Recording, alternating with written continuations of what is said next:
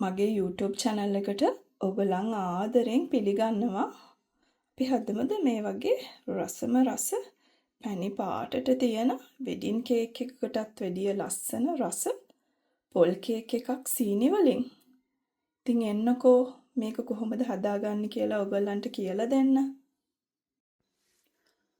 අපිට මේ පොල් කේක් එකට සීනි 250ක් ඕන වෙනවා. භාජනයක් ලිප තියලා අපි ගත්ත සීනි 250න් මේස හැඳි 4ක් මම මේකට එකතු කරගන්නවා.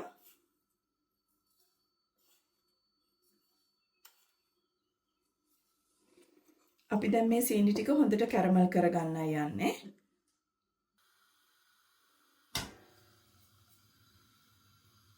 මේ විදිහට කරකවකව අපි සීනි ටික කැරමල් කරගන්න ඕනේ.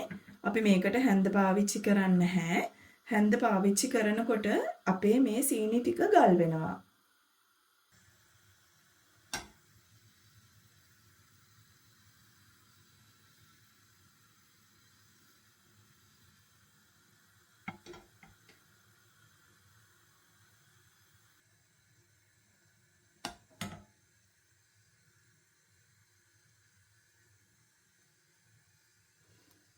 ගොඩාක් අඩුවම ගින්දරේ අපි මේ සීනි ටික හොඳට කැරමල් කරගන්න ඕනේ.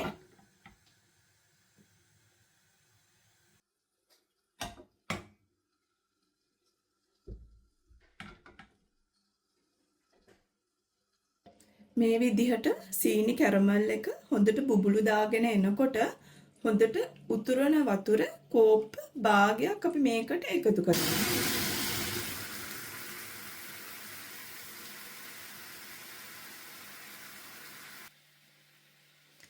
දැන් තමයි අපි හැන්ද පාවිච්චි කරන්නේ. ඔයගලන්ට පේනවා එක කැටයක්වත් නැති වෙන්න මේ ටික හොඳට දිය වෙලා තියෙනවා.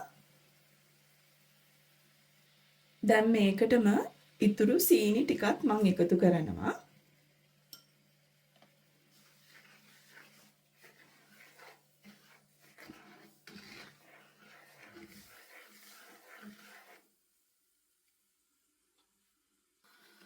මේ සීනි ටික හොඳට දිය කරගන්න ඕනේ.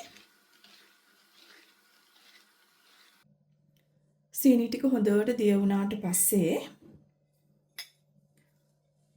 මෙතන අරගෙන තියෙනවා මම ගාගත්ත පොල් 250.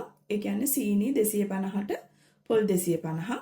මේ ටිකත් අපි අපේ සීනියකට සීනි කැරමල් මිශ්‍රණයට එකතු කරගන්නවා.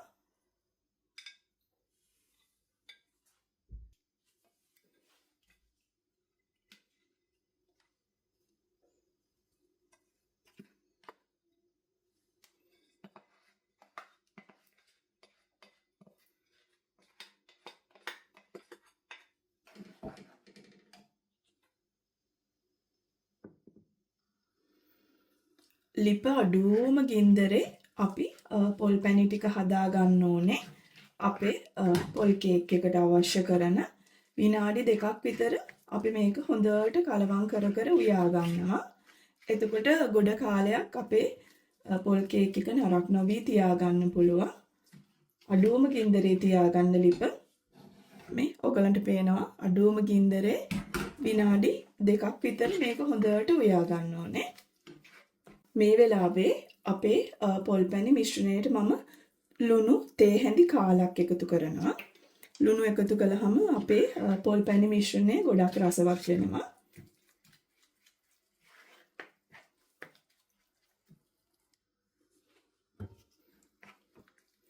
මෙන්න මේ ප්‍රමාණයට තියෙන්න ඕනේ. මෙන්න මේ වගේ තෙතට තියෙන්න ඕනේ තෙත ගතියට. මේ ප්‍රමාණයට තිබ්බට පස්සේ අපි ලිප ඕෆ් කරලා මේක හොඳට නිවෙන්න තියෙනවා. මෙන්න මේ වගේ තෙත ගතියට තියෙන්න ඕනේ. හොඳටම මලව ගන්න එපා. දැන් අපි මේක හොඳට නිවෙන්න තියමු. දැන් අපි අපේ පොල් කේක් එක ලිපේ උයා ගන්න. ඒ කියන්නේ ලිපේ බේක් කරගන්න භාජනය ලිපේ තියලා ඒකට මේ විදිහට කූලින් රැක් එකක් තියලා ඒ භාජනයේ මූඩියෙන් වහලා විනාඩි 5ක් 10ක් ප්‍රීහීට් කරගන්නවා. හරියට oven එකක් වගේ ප්‍රීහීට් කරගන්නවා කියන්නේ ලිප ඔන් කරලා ලිප පත්තු කරලා අඩුම ගින්දරේ විනාඩි 5ක් මේ භාජනය හොඳට රත් වෙනකන් තියෙන්න ඕනේ. දැන් අපි අපේ පොල් කේක් මිශ්‍රණය දාන තැටිය ලෑස්ති කරගන්න ඕනේ. මං මේ විදිහට පාර්ච්මන්ට් පේපර්ස් දෙකක් දාලා, මොකද අපි ලිපේ තියෙන නිසා අඩියට පාර්ච්මන්ට් පේපර්ස් දෙකක් දාලා තෙල් ටිකක් හරි බටර් ටිකක් හරි දාලා මේ විදිහට හොඳට කලින් මේක ලෑස්ති කරගන්න ඕනේ.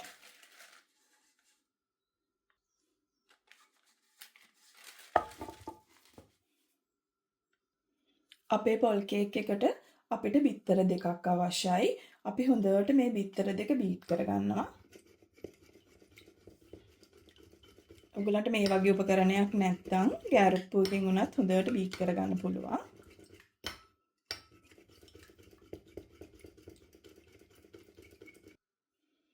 දැන් අපි අපේ නිවුණු පැණි පොල් මිශ්‍රණය වෙන භාජනයකට දාගන්නවා.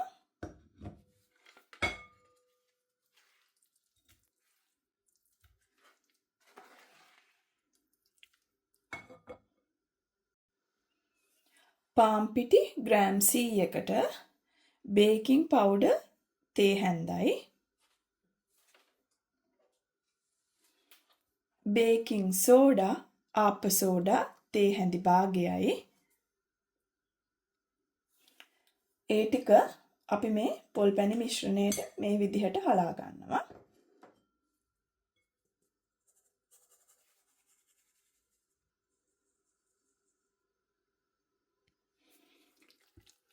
ඒක හොඳට කලවම් කරගන්නවා.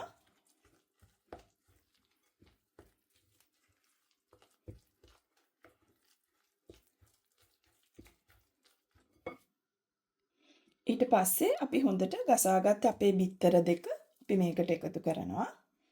පොල් පැණි මිශ්‍රණය හොඳටම නිවිලා තියෙන්න ඕනේ. ඒකත් දාලා හොඳට කලවම් කරනවා. තව මෙතන මම රටින්දි ඇට සුද්ධ කරගත්ත රටින්දි ගෙඩි 10ක් 15ක් විතර මේකට පොඩියට කපලා එකතු කරනවා. ඔයගලන් ගාව රටින්දි නැත්තම් වියලි මිදි ටිකක් උනත් මේ වෙලාවට එකතු කරගන්න පුළුවන්. ග්‍රෑම් 50ක් විතර වියලි මිදි.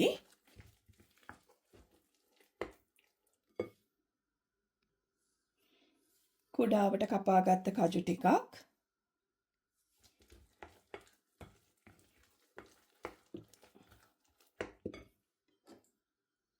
සුවඳ කුඩු, ඒ කියන්නේ කුරුඳු පොතු කෑල්ලකුයි එනසාල්ලට 4ක් 5ක් හොඳට කබලේ බැදලා මේ විදිහට කුඩු කරලා මේකත් එකතු කරනවා.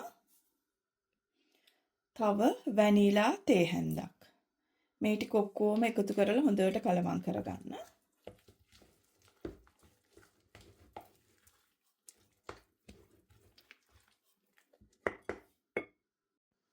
අපි දාපු ප්‍රමාණ ඔක්කොම හරිනම් මෙන්න මේ වගේ මිශ්‍රණයක් අන්තිමට එන්න ඕනේ. ගානක් නැති, දියක් නැති මෙන්න මේ වගේ මිශ්‍රණයක්.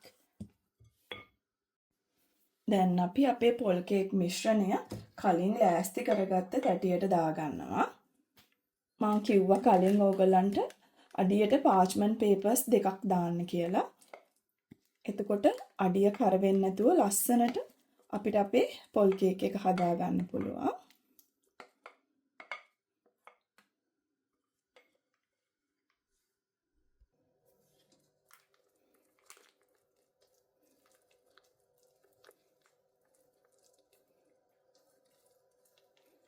මේ විදිහට හොඳට වටේට එක සමාන වෙන විදිහට දාගන්න.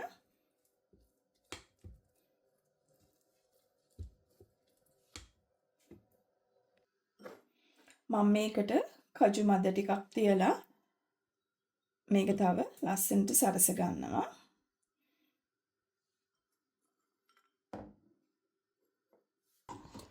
විනාඩි 35ක් 40ක් විතර මේක ලිපේ බේක් කරගන්න. මේ තියෙන්නේ අපි සරසගෙන ඉවරුණාට පස්සේ අපේ පොල් කේක් මිශ්‍රණය. කලින් ප්‍රීහීට් කරගත්ත අපේ භාජනයට අපේ මේ පොල් කේක් මිශ්‍රණය මේ විදිහට දානවා. දාලා මේ විදිහට මූඩියෙන් වහලා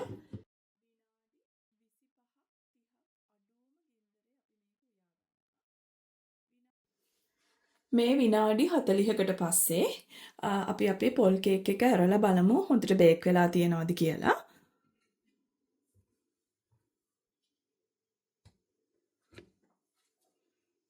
මේක බේක් වෙලා මේ බලන්න තෙත ගතියට ඇලෙන්නේ නැහැ. ඒ කියන්නේ අපේ කේක් එක හොඳට බේක් වෙලා කියන එක. මම මේ වෙලාවේදී ලිප ඕෆ් කරනවා. ඕෆ් කරලා අපි පොල් කේක් එක එළියට ගන්නවා. එක එක තැටියේ ප්‍රමාණවලට කේක් එක බේක් වෙන ප්‍රමාණය වෙනස් වෙනවා. මට මෙන්න මේ විදිහට මේ ප්‍රමාණයට බේක් කරගන්න විනාඩි 40ක් ගියා. සමහර වෙලාවට තැටිය පොඩි වෙලා කේක් එක උස වුණාම තව ටිකක් වෙලා යනවා. ඉතින් විනාඩි 30කට විතර පස්සේ ඔයගොල්ලන් පියන ඇරලා බලන්න කේක් එක මෙලෙක් නම් හෙල වෙනවා නම් හොඳට උඩට පිම්බිලා ඇවිල්ලා නැත්තම් තව විනාඩි 10ක් කේක් එක බේක් වෙන්න ලිපේම තියන්න. මේ තියෙන්නේ විනාඩි 40ක් බේක් කරගත්ත අපේ පොල් කේක් එක තාම රස්නේ. අපි මේක නිවෙන්න තියමු බලන්න. ඇලවෙන්නේ නැතුව හොඳට බේක් වෙලා තියෙනවා. ඒ කියන්නේ හොඳටම බේක් වෙලා. අපි ඉතින් මේක නිවුණාට පස්සේ කෑල්ලක් කපලා බලමු කොහොමද අපේ පොල් කේක් එක කියලා. මේ අපේ පොල් කේක් එක වටේ කර වෙලා මුකුත් නැහැ. ලස්සන පැණි පාටට තියෙනවා. අපි මේකට පැණි පාවිච්චි කළේ නැහැ. සීනි පාවිච්චි කළේ. ඒ වුණාට බලන්න හොඳට පැණි පාටට පැණි වගේම තියෙනවා.